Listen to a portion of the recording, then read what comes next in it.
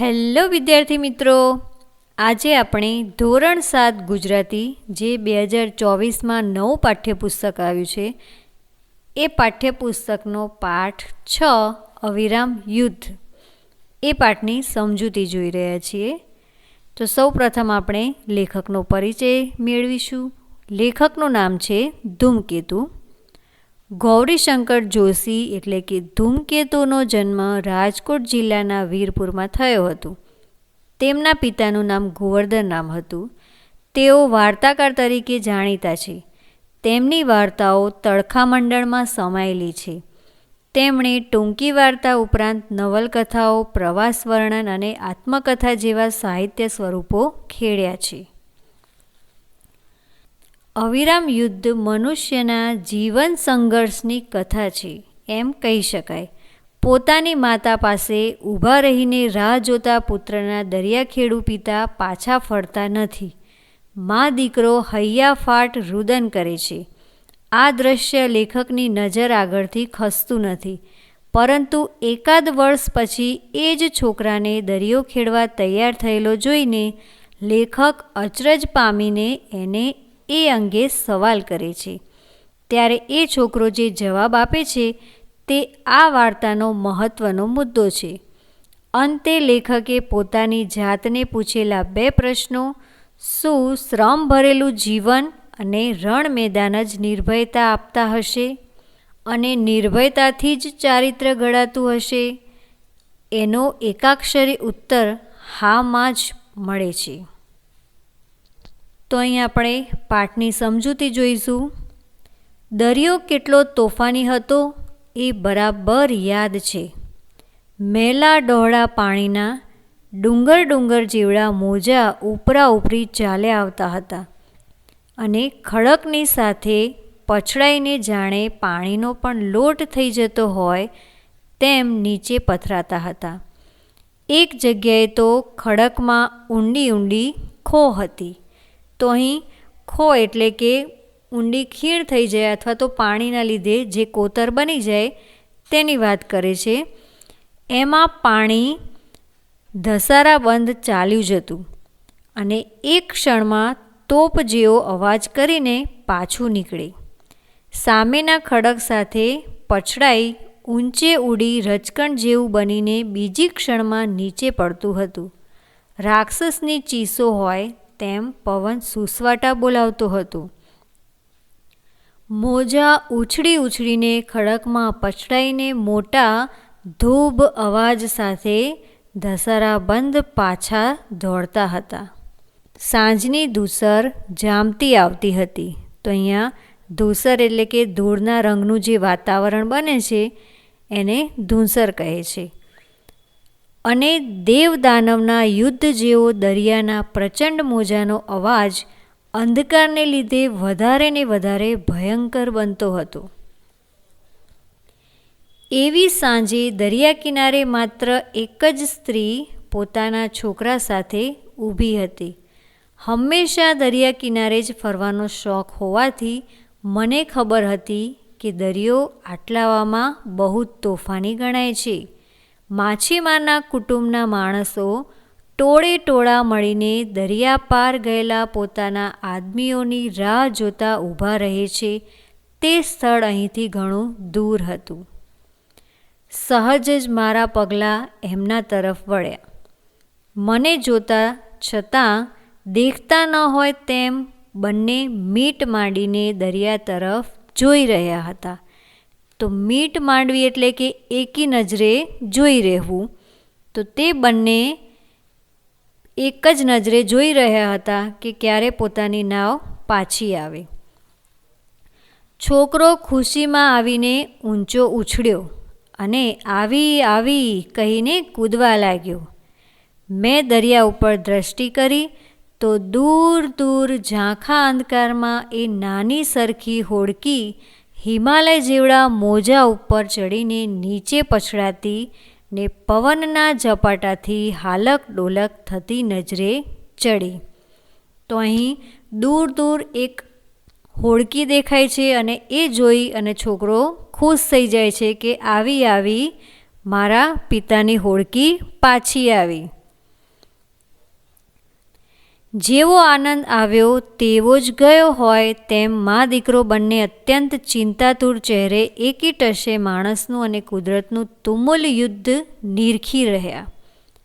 એટલે કે જે આનંદ હતો એ ઓસરી ગયો હતો, કારણ કે હવે બંને આ ઉછળતા મોજાને જોઈને અત્યંત ચિંતાતુર એટલે કે ખૂબ જ ચિંતા કરવા લાગ્યા કે હવે શું થશે.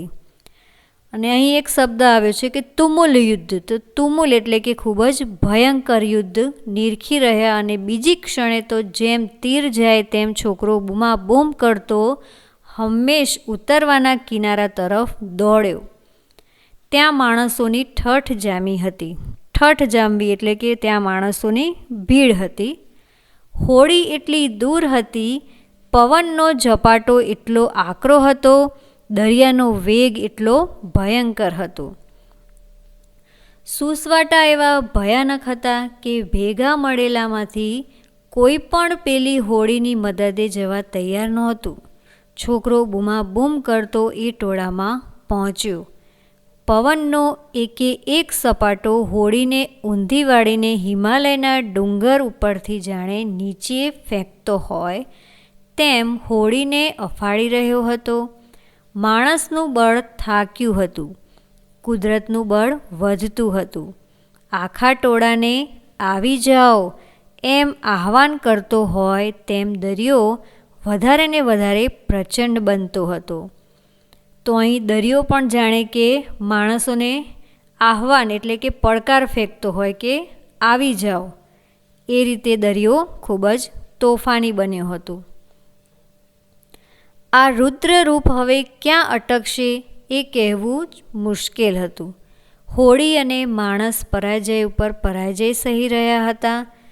પછાટ ઉપર બીજી પછાટ ને તરત ત્રીજી, એમ એક પછી એક પરંપરા ચાલી હતી.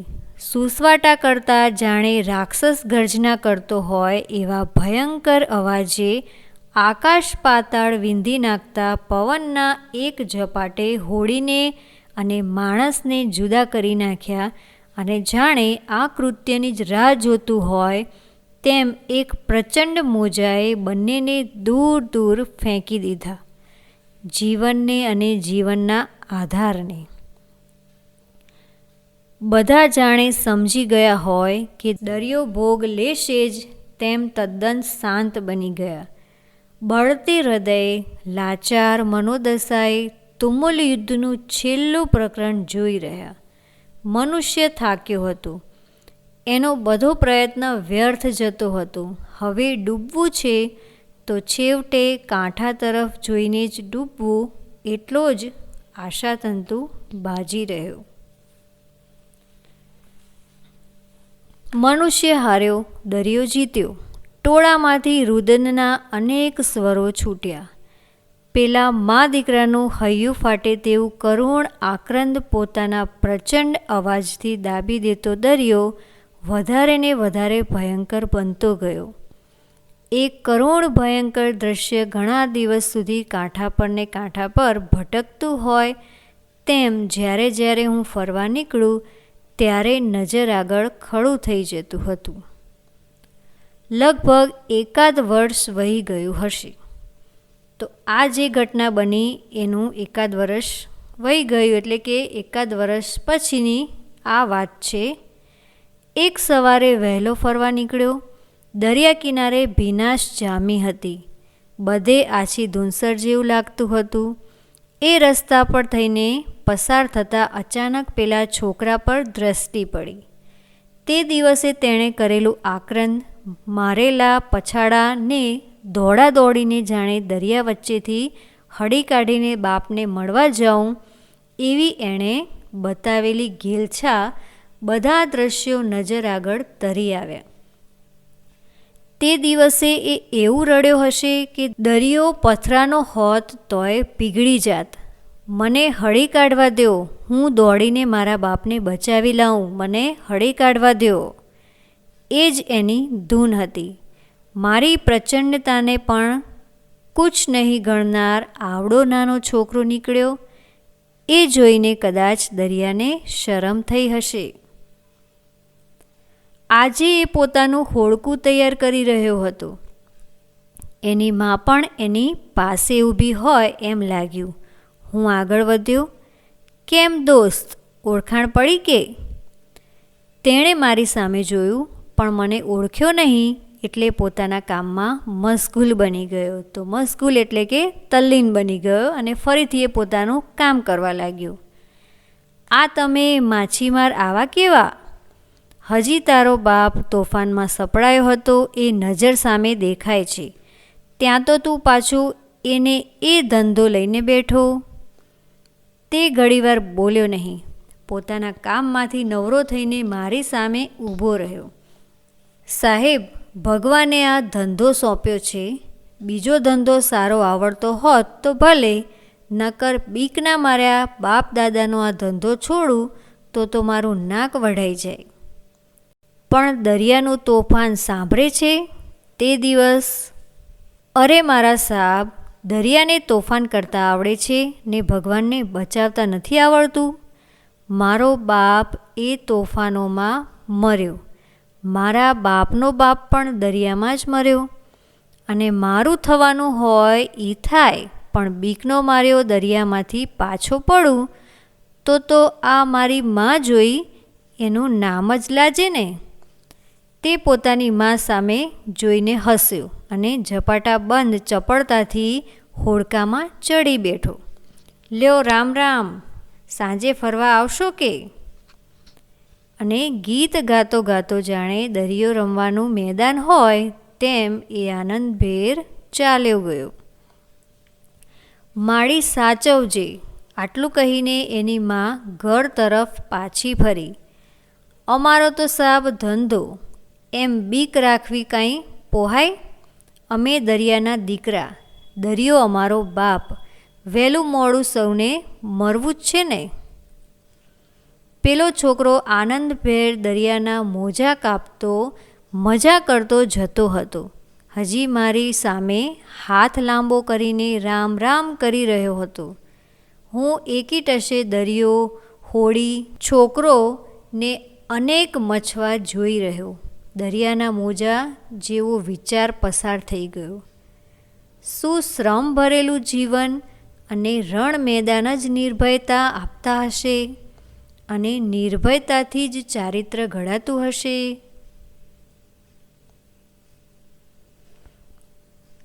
શબ્દાર્થ: અવિરામ એટલે કે અટક્યા વિનાનું, અતળ ઊંડું, તળિયા વિનાનું, પ્રચંડ ભયંકર બિહામણું, ડરામણું, આટલાવામાં એટલે કે આટલા પવનમાં, મીટ નજર દ્રષ્ટિ, એકી ટશે લગાતાર એક નજરે ટગર ટગર, તુમુલ ભયંકર, ખો એટલે ખાઈ અથવા ખીણ, કોતર, આકરું કઠણ મુશ્કેલ, ઠઠ એટલે ભીડ, ગીર્દી અથવા ટોળું, આક્રંદ રુદન વિલાપ રડવું, અફાળવું એટલે કે અથડાવવું ભટકાવવું, કળવું સમજવું ધારવું, પછાટ એટલે કે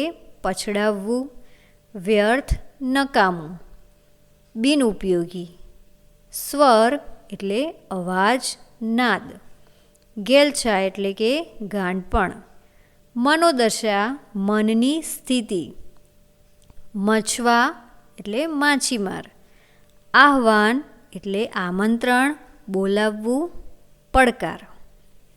તો અહીંયા આપણે આ પાઠની સમજૂતી પૂર્ણ કરી. તો અહીંયા વાતચીતમાં કેટલાક પ્રશ્નો આપ્યા છે.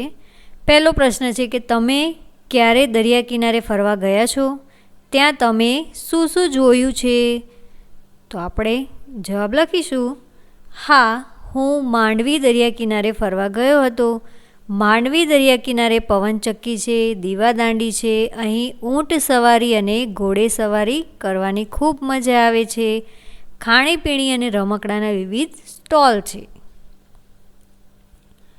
પ્રશ્ન 2, દરિયામાં તોફાન કે વાવાઝોડું આવે ત્યારે શું થાય? કેવું કેવું નુકસાન થાય? તો દરિયામાં તોફાન કે વાવાઝોડું આવે ત્યારે ઘણા ઊંચા મોજા ઉછળે છે. મોજા કિનારા તરફ પવન સાથે અથડાય છે, તેના કારણે ખૂબ મોટું નુકસાન થાય છે. દરિયાઈ તોફાનના કારણે કિનારાના પ્રદેશોમાં જાનમાલને ખૂબ મોટું નુકસાન થાય છે. માછીમારોની હોડીઓને મોટા પ્રમાણમાં નુકસાન થાય છે.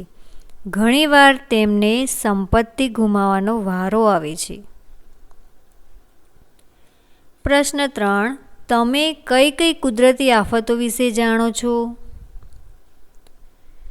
તો જવાબ લખીશું કે હું પૂર, દાવાનળ, ચક્રવાત, ભૂકંપ, ભૂસ્ખલન, હિમવર્ષા જેવી કુદરતી આફતો વિશે જાણું છું. પ્રશ્ન 4. દરિયો તોફાની સાથી બનતો હશે?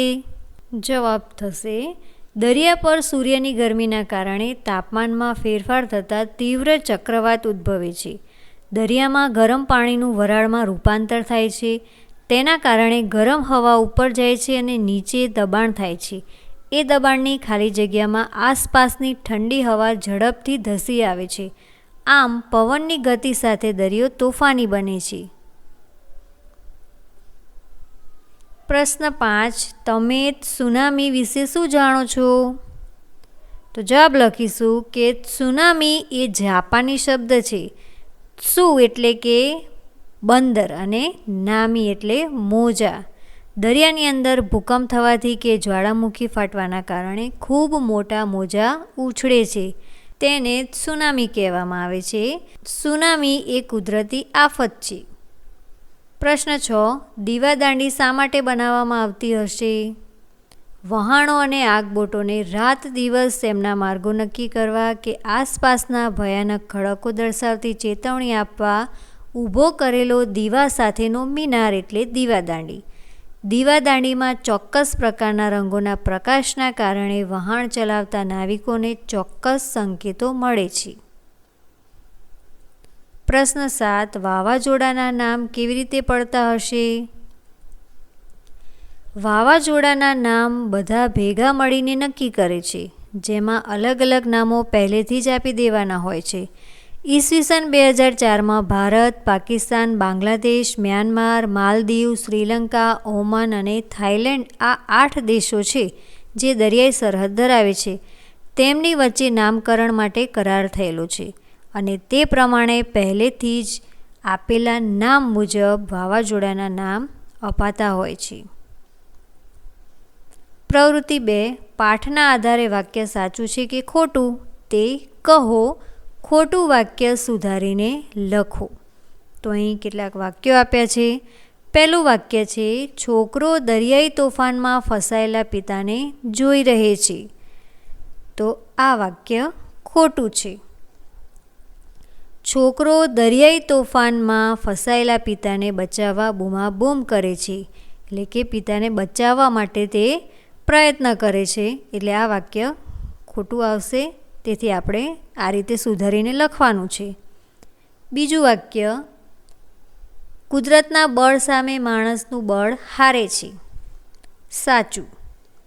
દરિયાઈ તોફાનમાંથી બચવા માછીમાર ખૂબ પ્રયત્ન કરે છે. સાચું. કુદરતના બળથી હોડી અને માણસ બંને અલગ થઈ જાય છે. સાચું. બાપના મોતનું વેર વાળવા છોકરો હોડકું લઈને દરિયામાં જાય છે.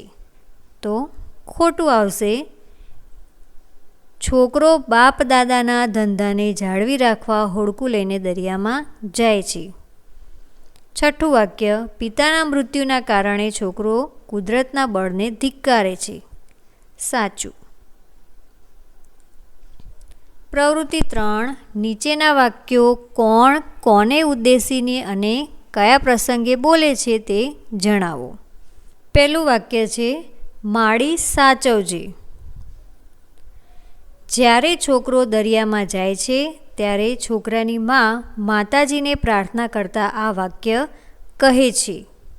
તો અહીં છોકરો આનંદભેર દરિયો ખેડવા ચાલ્યો જાય છે. પછી એ છોકરાની માતાજીને પ્રાર્થના કરતાં કહે છે કે માળી સાચવજે. અહીં માળી સાચવ જે કહ્યું છે એટલે ઘણી વખત એવું પણ થાય કે કદાચ છોકરો એની માને કહેતો હશે, પણ અહીં છોકરાની મા માતાજીને પ્રાર્થના કરતા આ વાક્ય બોલે છે. બીજું વાક્ય, કેમ દોસ્ત ઓળખાણ પડી કે? આ વાક્ય લેખક છોકરાને કહે છે જ્યારે તે દરિયામાં જવા પોતાનું હોડકું તૈયાર કરી રહ્યો હોય છે. ત્રીજું વાક્ય, લ્યો રામ રામ, સાંજે ફરવા આવશો કે? આ વાક્ય છોકરો લેખકને કહે છે જ્યારે તે ઝપાટાબંધ ચપળતાથી હોડકામાં બેસી દરિયામાં જાય છે. ચોથું વાક્ય, વહેલું મોડું સૌને મરવાનું છે ને? આ વાક્ય છોકરાની મા લેખકને કહે છે જ્યારે તેનો દીકરો હોડીમાં બેસી દરિયો ખેડવા આનંદભેર ચાલ્યો જાય છે.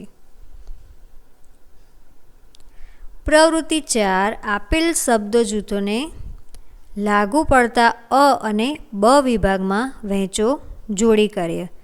તો અહીં કેટલાક શબ્દ જૂથ આપ્યા છે, તે આપણે કુદરતનું બળ અને માનવનું બળ એમ અલગ અલગ વિભાગમાં વહેંચવાના છે. તો ઉદાહરણ તરીકે આપ્યું છે કુદરતનું બળ એટલે નદીમાં પૂરની સ્થિતિ ઊભી થવી. તો નદીમાં પૂર આવવું એ કુદરતી બળ છે. તો એવા આપણે કેટલાક કુદરતી બળ હોય તે વાક્યો જોઈશું. જ્વાળામુખી ફાટી નીકળવો, દરિયામાં સુનામી આવવું, પહાડ ધસી પડવો, ભૂકંપથી મકાનો ધરાશાયી થવા, જંગલમાં દાવાનળ લાગવો, આંખ હાથ પગનું સર્જન. તો આ બધું જ કુદરતી બળ છે એટલે કે કુદરતનું બળ છે. તો એવી જ રીતે બ વિભાગ જોઈશું, માનવનું બળ. ચંદ્ર પર ચંદ્રયાનનું ઉતરવું, તો આ માનવ બળ કહેવાય. તો એવા કેટલાક બીજા વાક્યો જોઈશું. કૃત્રિમ માણસ બનાવવો, સોલર સિસ્ટમ બનાવવી, પાણીના સંગ્રહ માટે ડેમ બાંધવા, અવકાશીય સંશોધન માટે યાન મોકલવું, નદી કે દરિયામાંથી વીજળી ઉત્પન્ન કરવી, શરીરમાં કૃત્રિમ અંગો મૂકવા. તો આ બધી જ ક્રિયા માનવનું બળ સૂચવે છે. પ્રવૃત્તિ 5, આપેલા વાક્યોમાં તમને જે લાગણી અનુભવાતી હોય તે લખો અને તેના કારણની ચર્ચા કરો, જોડી કાર્ય. અહીંયા કૌંસમાં કેટલીક લાગણી સૂચક શબ્દો આપ્યા છે, ગુસ્સો, દુઃખ, ફિકર, નિરાશા, દયા, ડર, નવાઈ. ઉદાહરણ આપ્યું છે, રાક્ષસની ચીસો હોય તેમ પવન સુસવાટા બોલાવતો હતો. તો અહીંયા ડરની લાગણી થાય. તો એવી જ રીતે નીચેના વાક્યો જોઈશું. પહેલું વાક્ય, માણસનું બળ થાક્યું હતું, કુદરતનું બળ વધતું હતું. તો અહીં દયા આવશે. બીજું વાક્ય, મને હળી કાઢવા દો, હું દોડીને મારા બાપને બચાવી લાવું, મને હળી કાઢવા દો. ફિકર. ત્રીજું વાક્ય, મનુષ્ય હાર્યો દરિયો જીત્યો. નિરાશા. ચોથું વાક્ય, મારી પ્રચંડતાને પણ કુછ નહીં ગણનાર આવડો નાનો છોકરો નીકળ્યો. નવાઈ. પાંચમું વાક્ય, તે દિવસે એ એવું રડ્યો હશે કે દરિયો પથરાનો હોત તોય પીગળી જાત. દુઃખ. પ્રવૃત્તિ 6, આપેલ શબ્દના નજીકના અર્થ સામે ખરું કરો. ઉદાહરણ આપ્યું છે તુમુલ. તુમુલ એટલે કે ભયંકર. તો એવી જ રીતે આપણે શબ્દ જે સાચો હોય તેની આગળ ખરું કરવાનું છે. પહેલો શબ્દ છે ધૂસર. તો સાચો શબ્દ થશે ધૂળના રંગનું. અતળ એટલે અતિ ઊંડું અને તળિયા વગરનું. તો અહીં શબ્દાર્થમાં પણ તમને આપ્યું છે કે અતળ એટલે કે ઊંડું, તળિયા વગરનું એટલે જે ખૂબ જ ઊંડું હોય અને જેનું તળિયું ના જોઈ શકાય તેને અતળ કહેવાય છે. એટલે કે બંને સાચું આવશે. ચિંતાતુર, ચિંતા કરવી. મશગુલ, તલ્લીન.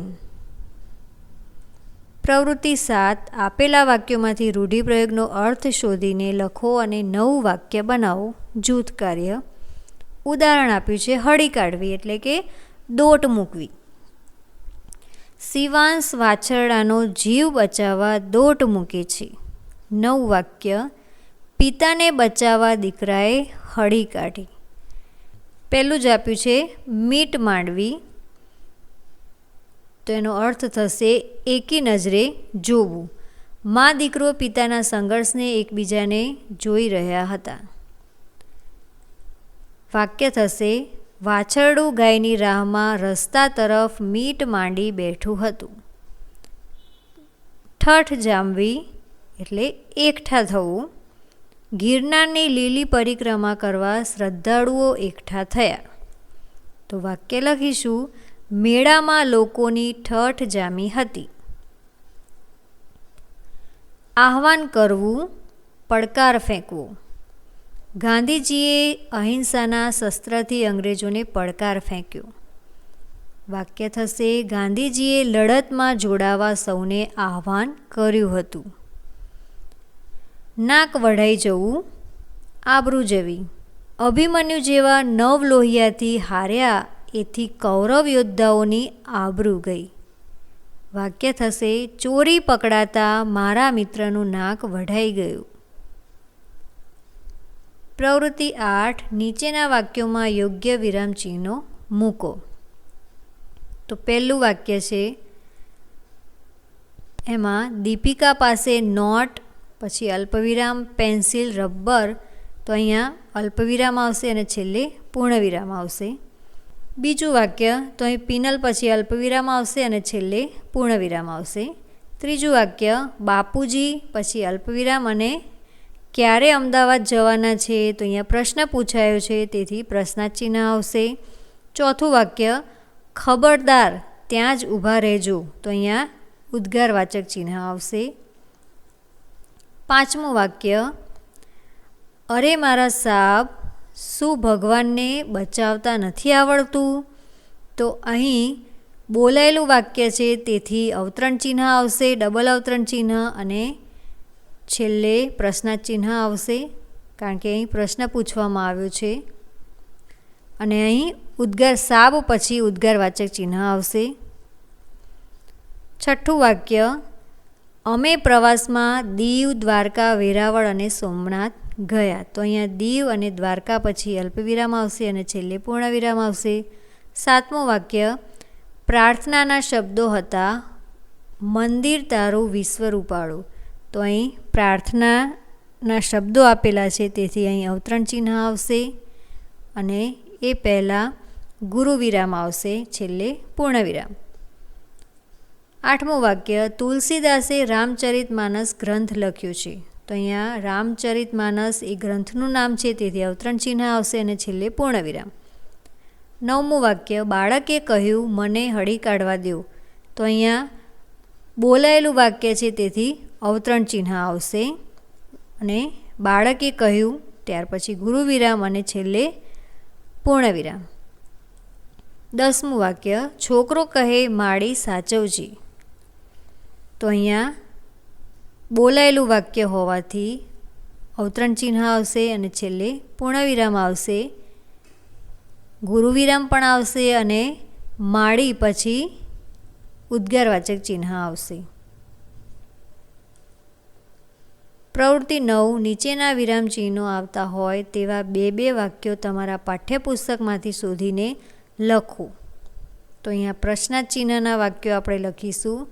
વહેલું મોડું સૌને મરવાનું છે ને? લ્યો રામ રામ, સાંજે ફરવા આવશો કે? ઉદ્ગાર ચિહ્ન, એ જોઈને કદાચ દરિયાને શરમ થઈ હશે. કેમ દોસ્ત, ઓળખાણ પડી કે? અવતરણ ચિહ્ન, આવી આવી કહીને કૂદવા લાગ્યો. અવિરામ યુદ્ધ મનુષ્યના જીવન સંઘર્ષની કથા છે એમ કહી શકાય. અલ્પવિરામ, હું એકી ટસે દરિયો, હોડી, છોકરોને અનેક માછવા જોઈ રહ્યો. પછાટ ઉપર બીજી પછાટ ને તરત ત્રીજી, એમ એક પછી એક પરંપરા ચાલી હતી. પ્રવૃત્તિ 10, ચર્ચા કરો, લખો, રજૂ કરો જૂથ કાર્ય. પહેલો પ્રશ્ન, ક્યારે દરિયો મજાનો ને ક્યારે ડરામણો? દરિયો શાંત હોય, ઉનાળો હોય ત્યારે મજાનો લાગે. દરિયો તોફાની થાય, તેમાં મોટા મોટા મોજા આવે ત્યારે ડરામણો લાગે. પ્રશ્ન 2, જો તમને દરિયા કિનારે જવા મળે તો? જો મને દરિયા કિનારે જવા મળે તો હું દરિયાને મન ભરીને માણી લઉં. ત્યાં ઊંટ સવારી, ઘોડે સવારી, સ્પીડ બોટ અને ખાણીપીણીનો આનંદ માણો. પ્રવૃત્તિ 11, પ્રશ્નોના જવાબ લખો. પહેલો પ્રશ્ન છે કે મા દીકરો અત્યંત ચિંતાતુર બની ગયા. કારણ આપો. છોકરાના પિતાની હોડી તોફાનમાં ફસાઈ ગઈ હતી. તેમની નાની સરખી હોડી હિમાલય જેવડા મોટા મોજા પર ચડીને પછડાતી અને પવનના ઝપાટા સાથે હાલક ડોલક થતી નજરે પડતી હતી. આ દ્રશ્ય જોતાં જ મા દીકરો અત્યંત ચિંતાતુર બની ગયા. પ્રશ્ન 2, છોકરાનો આનંદ કેમ લાંબો સમય ટક્યો નહીં? છોકરાના પિતાની હોડી દરિયાના ભયંકર તોફાનમાં ફસાઈ ગઈ હતી. તેમની નાની સરખી હોડી હિમાલય જેવડા મોટા મોજા ઉપર ચડીને પછડાતી અને પવનના ઝપાટા સાથે હાલક ડોલક થતી નજરે પડી. આ જોઈ છોકરો આનંદથી કૂદવા લાગ્યો. પણ દરિયો ધીરે ધીરે પ્રચંડ બનતો હતો.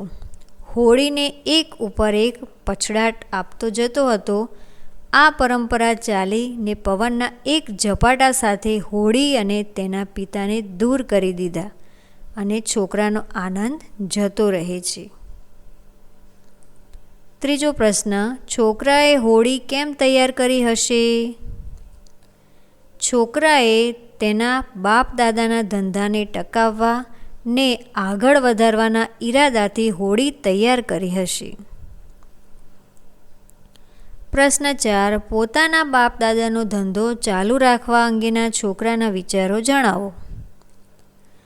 છોકરો પોતાના બાપ દાદાનો ધંધો ચાલુ રાખવા કહે છે કે તેણે ભગવાને આ ધંધો આપ્યો છે.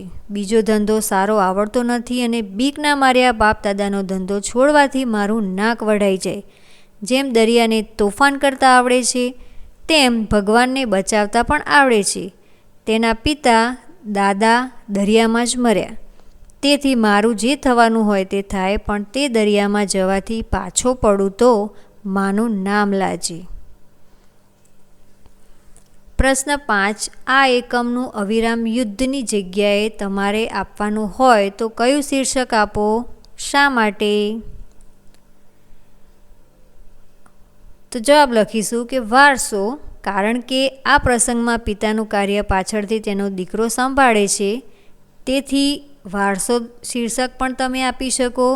અને બીજું શીર્ષક છે કે કુદરતને શરણે. કારણ કે આ ઘટના દરિયાના શરણે બનેલી હોવાથી આ બંને શીર્ષક યોગ્ય છે. તો અહીંયા વારસો અને કુદરતને શરણે આ બંને શીર્ષક તમે આપી શકો છો. પ્રશ્ન 6, પાઠના આધારે તોફાની દરિયા વિશે 6-7 વાક્યો લખો. દરિયામાં મહેલા ડહોળા પાણીના ડુંગર જેવડા મોજા ઉપરા ઉપરી આવે છે. ખડકો સાથે પછડાય છે. રાક્ષસી ચીસોની જેમ પવન સુસવાટા બોલાવતો હતો. મોજા ઉછળી ઉછળીને ખડકમાં અથડાઈને મોટા અવાજ સાથે ધસારા બંધ પાછા જાય છે. દરિયામાં હિમાલય જેવડા મોજા ઉપર ચડીને નીચે પછડાય છે. ભાષા સજ્જતા. તો અહીં વિરામચિહ્નો વિશે તમને કેટલીક માહિતી આપી છે. તો એ માહિતી ધ્યાનથી વાંચી અને તેનો અભ્યાસ કરવાનો છે.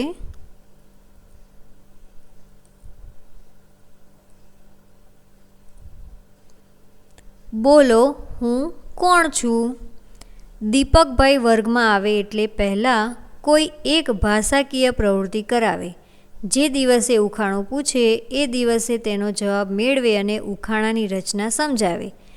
એક દિવસે એમણે વર્ગમાં આવીને વિદ્યાર્થીઓના 6 જૂથ પાડ્યા અને દરેક જૂથને 9 જ ઉખાણું બનાવવા કહ્યું. તમે પણ જૂથમાં બેસી આ ઉખાણાના જવાબ આપો. ઉખાણાની રચનામાં જરૂરી સુધારો કરો તથા અન્ય નવા 2 ઉખાણા રચો. તો અહીં કેટલાક ઉખાણા આપ્યા છે. પહેલું જ આપ્યું છે, ટૂંકી પાતળી લાકડી ઝાડ ઉપર લટકી. પોષણ આપે ભરપૂર, તોય સૌ ચૂસી ચૂસીને પટકે. તો વિચાર કરો કે પાતળી લાકડી હોય અને ઝાડ ઉપર લટકતી હોય અને એની અંદર ભરપૂર પોષણ હોય અને એક ખાતી વખતે આપણે એને ચૂસીને ફેંકી દઈએ છીએ, તો એને શું કહેવાય? સરગવો. એ સરગવો કહેવાય.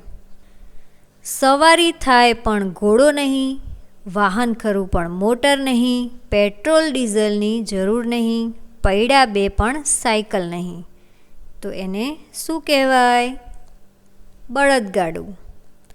3 અક્ષરનું તેનું નામ, અંત કપાય અતિ બચી, એટલે કે શરૂઆતના 2 અક્ષર થશે અતિ. પ્રથમ વિના તો તિથી વંચાય, તો પહેલો અક્ષર કાઢી નાખો તો તિથી બનશે, એટલે 3 અક્ષર થયા. મળે તે સ્નેહીજનના ઘરે, કહો કોણ હશે એ? તો જવાબ થશે અતિથિ. ચાલે છે પણ જીવ નથી, હાલે ચાલે પણ પગ નથી, ખાઓ તો પણ પેટ ન ભરાય, બેઠક છે પણ બાજોટ નથી. તો અહીંયા હલનચલન કરે છે પણ પગ નથી અને જીવ પણ નથી, અને ખાઓ તો પણ પેટ ન ભરાય, તો શું હોઈ શકે? હિંચકો. પ્રવાહી છે પણ પાણી નથી, પૌષ્ટિક ઘણું પણ દૂધ નથી, ગળ્યું છે પણ જ્યુસ નથી, ચીકણું ખરું પણ ગુંદર નથી, તો એવું શું હોઈ શકે? મધ. પાણી સરસ પણ ગંગાજળ નહીં, પૌષ્ટિક ખરું પણ દૂધ નહીં, તેલ આપે પણ તેલીબિયું નહીં, પ્રસાદ છે પણ ગળપણ નહીં, કહો શું હશે એ? તો જવાબ થશે નાળિયેર. તો અહીં આવા બીજા ઉખાણા પણ તમે તમારી રીતે બનાવી શકો છો. તો અહીં આપણે આ પ્રવૃત્તિ પૂર્ણ કરી, અને આ વિડીયો તમને કેવો લાગ્યો અમને જરૂરથી જણાવજો, અને અમારી ચેનલને સબસ્ક્રાઈબ ના કરી હોય તો સબસ્ક્રાઈબ કરી દેજો. ધન્યવાદ.